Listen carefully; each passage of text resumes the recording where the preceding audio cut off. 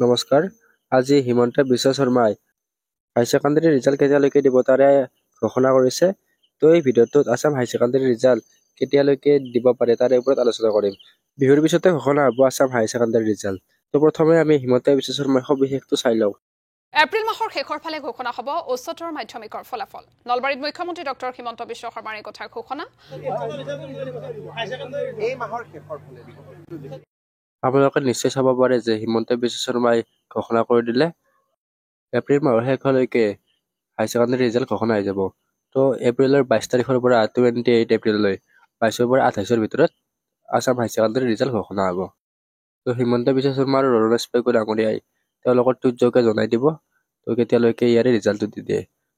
তো ৰিজাল্টৰ যিকোনো ধৰণৰ আপডেট আহিলে আমাৰ চেনেলত দি দিবলৈ চেষ্টা কৰিম। তো আপোনালোকে আমাৰ হোৱাটছআপ আৰু টেলিগ্ৰাম চেনেলত জইন হৈ ল'ব আৰু চেনেলটো ছাবস্ক্ৰাইব কৰি থৈ দিব। লিংকবিলাক ডেছক্ৰিপশ্যনত দিয়া আছে।